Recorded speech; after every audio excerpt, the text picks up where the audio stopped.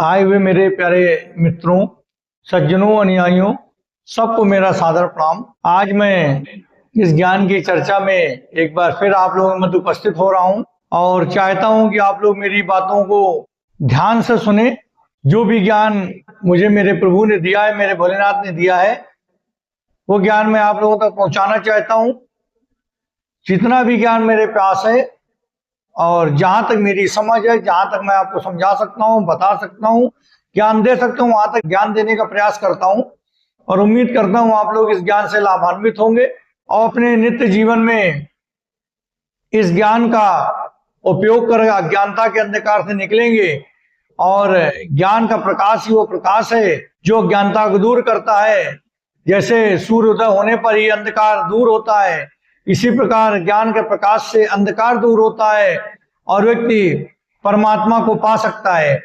इसलिए मेरी इस ज्ञान की चर्चा का सदैव उद्देश्य यही रहा है कि आप लोग इस ज्ञान को ग्रहण करें, विचार करें, कसौटी पे परखें और अगर आपको उचित लगे तो उसको अपनाएं और इस ज्ञान के उजेले से अपने अंतर्मन के अंधकार को दूर कर लें। जो भी कुरीतियां, जो भी रूढ़वादी विचार, जो भी परंपराएं आपको लगती हैं, जिनमें आपको संशय होता है, उनको इस ज्ञान के प्रकाश से धुलकर साफ कर लें और इस ज्ञान के प्रकाश को अपनाकर अपने जीवन में एक नया उजाला भरे। इसी के क्रम में आज मैं एक नए विषय पर आप लोगों से बात करने जा रहा हूं। जीव हत्या करना क्या पाप है? अब इसकी शुरुआत करते हैं तो हम सबसे पहले ये बताना चाह रहे हैं कि कोई भी कर्म से पाप होगा या पुण्य मिलेगा या पाप मिलेगा, आप पाप के भागीदार होगे या पुण्य के भागीदार होगे, ये आपकी भावना पर निर्भर करता है। कर्म करने की आपकी भावना क्या है, इस पे डिपेंड करता है कि आप पुण्य के भागीदार बनेंगे कि पाप के भागीदार बनेंगे। एक ही कर्म पाप भी हो सकता है, एक ही कर्म पुण्य भी हो सकता है, वही कर्म पाप हो सकता है, वही कर्म पुण्य हो सकता है। तो केवल इसकी भावना पे आपका पाप या पुण्य होना निर्भर करता है। जैसे आपके मन में ये भावना है कि कोई व्यक्ति धन लेकर जा रहा है और उसको लूट कर आप उसका धन हड़प लेना चाहते हैं, इस भावना से अगर आपने उसकी हत्या कर दी, उसका धन हम हड़प लें, तो ये पाप की श्रेणी में आ गया, निश्चित रूप से पाप की श्रेणी में आ गया। सबको पता है पाप की श्रेणी में आएगा। और इसमें मुख्य कर्म हमारा क्या हुआ? हत्या। मुख्य कर्म हुई हत्या। और अगर यही हत्या अब हम दूसरे संदर्भ में देखते हैं, जैसे एक अबला स्त्री का कोई अबला स्त्री को कोई सता रहा हो, परेशान कर रहा हो या उसके इज्जत लूटे डाल रहा हो, उस समय अगर कोई व्यक्ति उस व्यक्ति जो उस अबला स्त्री के साथ बदतमीजी कर रहा था, उस व्यक्ति की हत्या कर दे, तो उस समय भी कर्म, मुख्य कर्म तो हत्या करना ही हुआ, लेकिन उस समय क्या होगा? उस समय पुण्य होगा। क्यों? देखिए, एक ही कर्म, उस समय पाप था, इस समय पुण्य है। क्यों? इसकी भावना अलग है। यानी भावना पे एक ही कर्म अलग अलग हो जाता है, वो पुण्य होता है और वही भावना बदल जाने पर पाप हो जाता है। या भावना एक होने पर पुण्य, एक होने पर पाप। यानी भावना से कर्म का स्वरूप, कर्म का फल बदल जाता है कि मैं पाप मिलेगा पुण्य मिलेगा। तो जैसी भावना होता है, जैसी भावना हमारी होती है, वैसे उसका हमें फल मिलता है। अब आते हैं कि कर्म, विकर्म और अकर्म क्या है। अकर्म क्या है, पहले इसको समझ लेते हैं। निष्काम भावना से किया गया कार्य, यानी हम बिना फल की इच्छा किए अगर कोई कार्य करते हैं तो हमारा अकर्म होगा। यानी उस कार्य का ना में फल मिलेगा, ना में पुण्य फल मिलेगा, न पाप फल मिलेगा। यानी परमात्मा में श्रद्धा रखते हुए अगर कोई कार्य हम करते हैं और फल की इच्छा नहीं करते, कर्म करते हैं, फल की इच्छा नहीं करते, फल तो जो प्रभु देंगे वो देंगे, वैसे भी फल प्रभु ही देते हैं, लेकिन फल की इच्छा करके किया गया कर्म नहीं, बल्कि फल की बिना इच्छा किए किया गया कार्य क्या होगा? अकर्म होगा। इसका नाम है पाप मिलेगा, ना पुण्य मिलेगा। अब आते हैं कर्म। कर्म क्या है? फल की इच्छा से फल पर दृष्टि लगाकर किया गया कोई कार्य कि हम ये कार्य करें, इसका फल मिलेगा, इस इच्छा से अगर कोई कार्य करते हैं तो ये हुआ कर्म। यानी फल की इच्छा से, फल पर नजर बनाए हुए कोई कार्य यदि करते हैं तो हुआ कर्म। जैसा कर्म वैसा फल, पाप भी मिलेगा पुण्य भी मिलेगा। अच्छा कार्य है तो पुण्य मिलेगा और बुरा कार्य है तो पाप मिलेगा। ये हो गया कर्म। अब आते हैं विकर्म। विकर्म क्या है? हिंसा, असत्य, गलत कार्य। हिंसा, असत्य और जो भी गलत कार्य है विकर्म की श्रेणी में आते हैं। अगर कोई हम हिंसा करते हैं तो विकर्म की श्रेणी में आती है। अब सवाल ये आता है कि इन सब चीजों को समझा कि भावना क्या है, उस आधार पर कर्म का फल डिसाइड हो जाता है। अब समझने वाली बात यह है कि ये माया क्या है, प्रभु क्या है, माया क्या है। तो इसको हम ऐसे समझते हैं कि प्रभु ने इस संसार की रचना की है और माया चूंकि उन्हीं की बनाई हुई रचना है तो माया प्रभु के अधीन है, और माया की वजह से ही व्यक्ति सदैव फंसा रहता है। क्योंकि एक तरफ व्यक्ति को चंचल मन प्रभु ने प्रदान कर दिया, एक तरफ माया की रचना कर दी, तो उसे जो मन से अच्छा लगता है वही वो करने का प्रयास करता है। चंचल मन और माया दोनों के चक्कर में वो फंस जाता है और उसी तरह छटपटाता रहता है, जैसे जाल में, बहेलिया के जाल में पंछी फंस जाता है। तो अब इस सृष्टि की रचना प्रभु ने की, माया की रचना प्रभु ने करी, तो इसको हम ऐसे समझते हैं कि जैसे पेड़ उल्टा हो। पेड़ उल्टा होता है तो जड़ें ऊपर होती हैं, तना और पत्ती नीचे होती हैं। तो जो जड़ है वो कहां से निकली?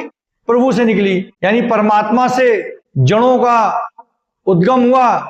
और जो इसकी मेन शाखा है वो क्या है? वो ब्रह्मा जी, समझ लीजिए कि मेन शाखा ब्रह्मा जी हो गए, और इसकी जो पत्तियां वो वेद हो गए। वेद हमारे पत्तियां हो गई, ब्रह्मा जी मेन शाखा हो गए जो इसकी रचना करते हैं बाकी सृष्टि की, और जो शाखाएं वो गोपियों की तरह हो गई। और इस तरह से हमारा पेड़, अगर हम इसको उल्टा मान ले, चूंकि माया का स्थान प्रभु से नीचे है, क्योंकि माया की रचना प्रभु ने करी है, माया प्रभु के नीचे आती है, क्योंकि माया की रचना प्रभु ने करी, प्रभु माया के अधीन नहीं है, माया प्रभु के अधीन है। इसलिए हम पेड़ को उल्टा समझते हैं कि जड़ें तो प्रभु से निकल आई, जड़ों को उद्गम प्रभु से हुआ, जड़ों का स्रोत प्रभु है। इसके बाद जो हमारी मेन शाखा हो गई वो ब्रह्मा जी हो गए, जो बाकी रचते हैं, और जो पत्ते हैं वो वेद हो गए, और शाखाएं उन गोपियों की तरह हो गई। इस तरह से हम इस सृष्टि की रचना को समझ लेते हैं। और अब अगर हमें प्रभु को पाना है तो सबसे पहले क्या होना चाहिए? हमें अपने अंदर ज्ञान का प्रकाश फैलाना होगा। जैसे सूर्य का प्रकाश फैलने से अंधेरा गायब हो जाता है, वैसे ज्ञान का प्रकाश जब व्यक्ति को ज्ञान मिल जाता है तो परमात्मा के पास जाने वाले मार्ग से कभी नहीं भटकता। जब उसे ज्ञान रूपी प्रकाश मिल जाता है, ज्ञान मिल जाता है, तो व्यक्ति कभी परमात्मा की तरफ जाने वाले मार्ग से कभी नहीं भटकता।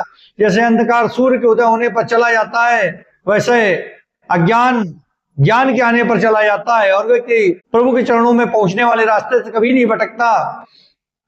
तो इसी प्रकार अगर हमें अपने परमात्मा को पाना है, परमात्मा में समाहित होना है, परमात्मा को प्राप्त करना है, तो हमें सबसे पहले क्या करना होगा? इस माया रूपी वृक्ष को काटना होगा। ज्ञान रूपी प्रकाश से माया रूपी वृक्ष को काटना होगा, और जब माया रूपी वृक्ष को काट देंगे तो फिर हम प्रभु तक पहुंच सकते हैं। परमात्मा से मिलन हमारा संभव है। लेकिन कैसे? हम ज्ञान रूपी तलवार से, ज्ञान रूपी तलवार से हम इसको माया रूपी वृक्ष को काट देंगे। और परमात्मा ही है जो इस सृष्टि की रचना करते हैं, परमात्मा ही इसी पूरी सृष्टि है, परमात्मा ही रचनाकार है और परमात्मा ही संहारक है। यानी प्रभु ही रचनाकार है, प्रभु ही संहारक है, और प्रभु से सृष्टि की रचना हुई है, प्रभु से माया का निर्माण हुआ है। तो जब हमारी आत्मा जो परमात्मा का अंश है वो भी अंत में कहा जाती है? परमात्मा के पास जाती है। इसका मिलन परमात्मा से होता है। तो हमारा या हर व्यक्ति का जो भी ज्ञानी है, जिसके पास ज्ञान है और इस ज्ञान को समझ रहा है, उसके पास ज्ञान रूपी प्रकाश है, उसे प्रयास करना चाहिए कि हम परमात्मा से हमारा मिलन हो जाए। ये उसके जीवन का लक्ष्य होना चाहिए। तो सीधी बात है कि हम अपने ज्ञान रूपी प्रकाश से अंधकार को खत्म कर देंगे, ज्ञान रूपी तलवार से इस माया रूपी वृक्ष को काट देंगे और परमात्मा से मिलन हो जाएगा। तो आज हमने समझा कि क्या जीव हत्या करना पाप है, तो इसका फैसला कैसे होगा? भावना से होगा। हम किसकी हत्या किस भावना से कर रहे हैं, तो वही हत्या जो मुख्य कार्य में है, क्या? हत्या होना, हत्या करना, मुख्य कार्य जो हत्या करना है, तो वही भावना पे डिपेंड हो जाएगा। अगर हमारी भावना, एक भावना के तहत तो पुण्य हो सकता है, दूसरी भावना के तहत तो पाप हो सकता है। जैसे हमने उदाहरण दिया है, इसलिए कह देना कि जीव हत्या करना पाप है, ये पूर्ण सत्य नहीं है। हमें हत्या करने वाले की भावना को परखना होगा, और इसके बाद हम बता सकते हैं कि ये पाप था या पुण्य था। यानी जीव हत्या करना सीधे कह देना पाप है, ये पूर्ण सत्य नहीं है। इसको समझना होगा। इसके बाद हमें निर्धारित करना होगा कि जीव हत्या क्या पाप है या पुण्य है। तो आज हम लोगों ने समझा कि जीव हत्या पाप है कि पुण्य है, इस विषय में समझा, बात करी, आप लोगों से अपने विचार साझा किए। उम्मीद करते हैं आप इसको मनन करेंगे, देखेंगे, समझेंगे, जो आए हैं वो भी समझेंगे, जो वीडियो के माध्यम से देखेंगे वो भी समझेंगे और हमारे इस ज्ञान को ग्रहण करेंगे। और आज इसी के साथ हम ज्ञान की चर्चा समाप्त करते हैं। ओम नमः शिवाय। जय।